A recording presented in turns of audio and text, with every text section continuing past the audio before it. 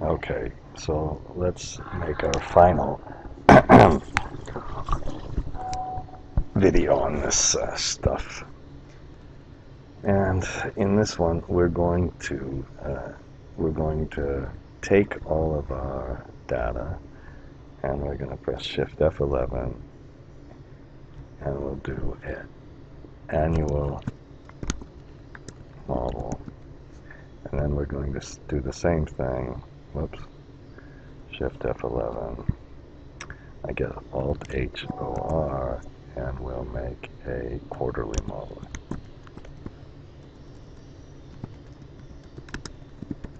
Okay, and the monthly model has all of the real analysis. Let's put these over here.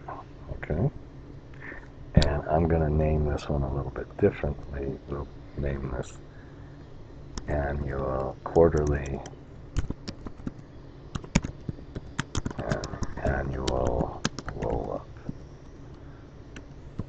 Okay, and that's, you know, if you have a large corporation and they want to see quarterly results and annual results, that's how we kind of introduced this whole thing. Now, the annual, let's do the annual first because it's a little bit easier. Quarterly will be fairly easy, but we'll have to make a special end of quarter function, like an end of month function that's not currently in Excel. So let's put the year.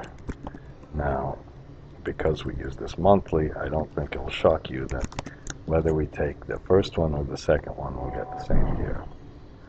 And then you press Shift Control and the little umlaut, that approximate sign. So here's our 2015 numbers, 2016, 2017 numbers. Now I suppose if you had some sort of a fiscal year end that wasn't exactly in, you know, corresponding to the calendar year, you could have made an adjustment. You could have just changed this around. So the key thing here, if you're going to do a roll-up, it doesn't matter, you know, when you roll it up. So this could have been 2016 starting here or something like that. If it was October, you'd make some kind of function.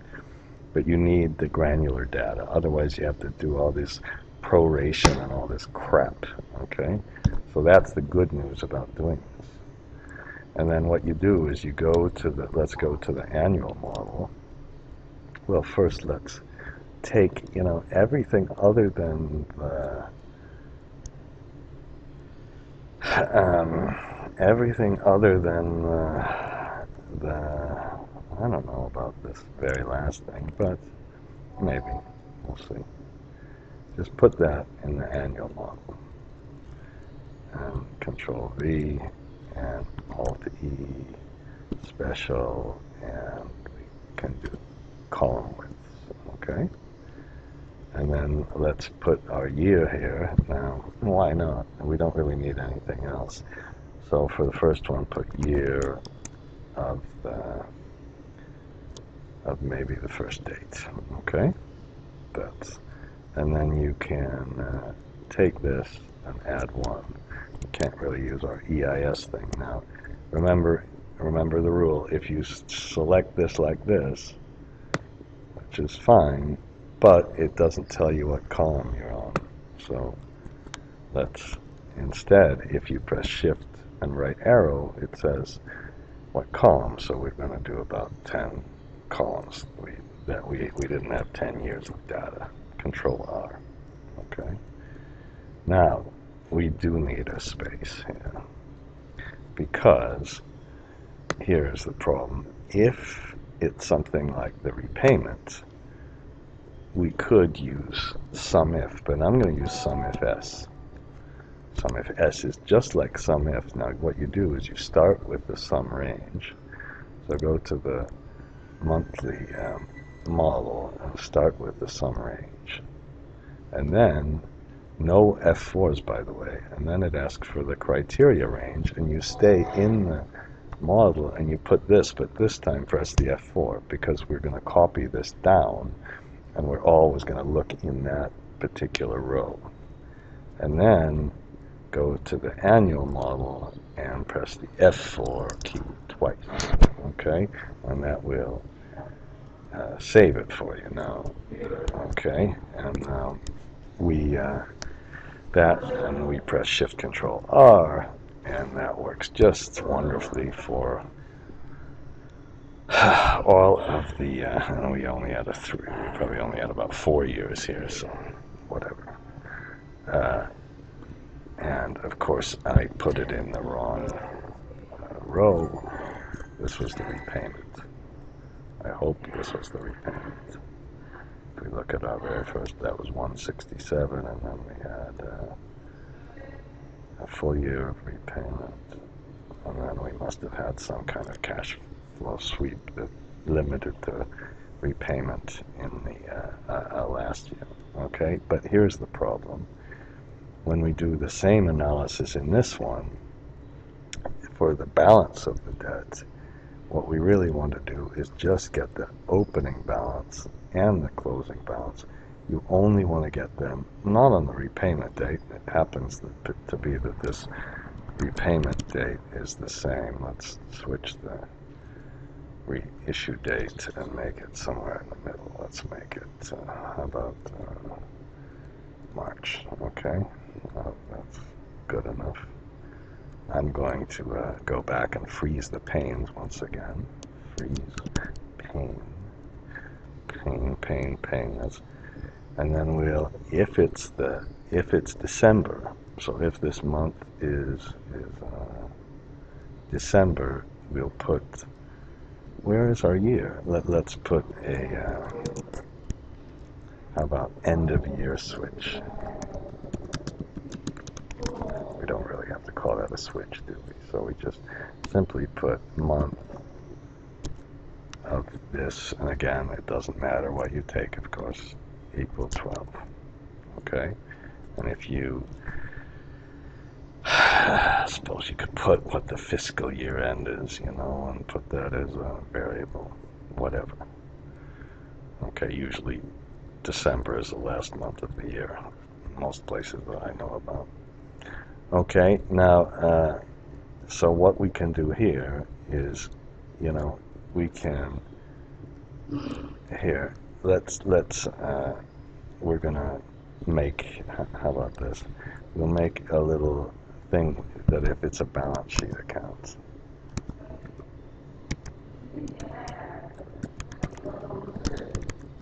And if it's a balance sheet account, we'll put true. And we have to manually kind of go and put true and false in. Maybe somebody can tell me some elegant way to figure it out.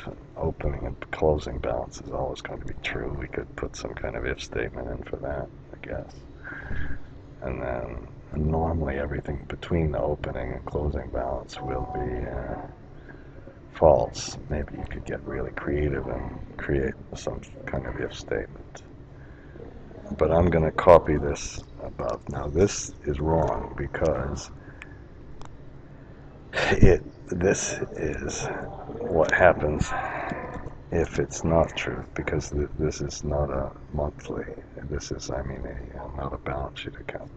So how about we press the F4 key 3 times, and then put SUMIFS. And this time, the sum range is, we go to the quarterly model, and we put our opening balance for the sum range. And if anybody tells you, oh no, you can't make it the whole length of the thing, they're full of shit. Because I have tested this over and over again. It does not increase the size of your model. Don't let anybody tell you it does unless you're idiotic enough to go across the whole sheet. That increases the size of your model. And then it says, well, let's get the first criteria again, which is F4. So far everything's the same. And then go to the annual model and get the date and press F4 twice. Now, I have done this before and it has taken off the F4 key sometimes. This time it didn't yet, so we have to be really careful that it doesn't remove these F4 keys. And then we're not finished because we're going to do another one. And the second one we're going to do is we're going to go back to this model and we're going to take the end of the year switch and press F4 and simply on that one make for the criteria just put true. Spell true correctly. And then we close the bracket and put a comma. So that says it's a long formula, sorry. But now we have the opening and closing balance. And then what you can do is press false here. And let's just make absolutely sure it didn't lose the... Yes, look at this. Damn thing. Why did it lose the F4s? I didn't do this. This is a bug for me. For me, I would call this a bug in Excel. I don't know if you would call this a bug in Excel. And this one, and it lost it here too, the damn thing. And then it kept it here in the same sheet. Okay, maybe it's trying to think, well, we normally wouldn't do it like this. Normally we would have it consistent. Okay, so this is false, true, false, because it's not end of year, false, false, false, true, false, false, true. Okay, do you really have to watch me doing all this? Okay, maybe it won't take that long. True, false, false, false, true, true, true, nope, false, false, I think this is true, excuse me, false, false, nope, true. Okay. Are we almost there? No, I'm going to pause this. You don't have to watch me do all that. Okay, by the time we get to the cash flow waterfall, everything is false. And for this DSCR ratio, that's kind of an interesting thing to think about. This is true. Now that means we can look at our DSCR ratio on a quarterly basis too. It's kind of, well, okay. You know, maybe the best way to do that really was to do this. Now, we can do this one. Now, if you, I think we could make a macro that deletes this. That would be nice. But, and I did that on another, I think on this merchant plant model, I did that. Okay, and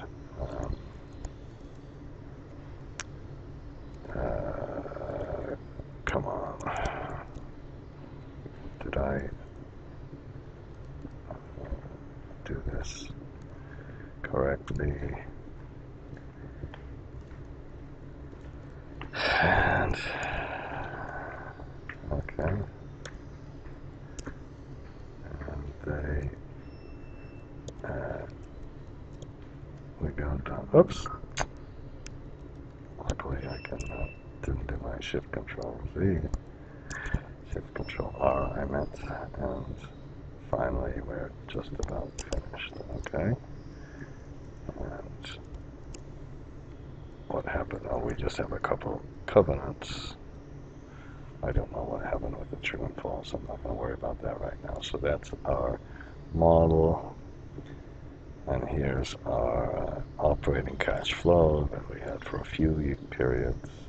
We took the DSCR out of it, and then this. And I want to see what happens if we would control and go up. Whoops. And press Alt ES. And the formats T, the but I did something wrong. I wanted to get one more time, Control C, and let's see if we can copy those. VS, T, and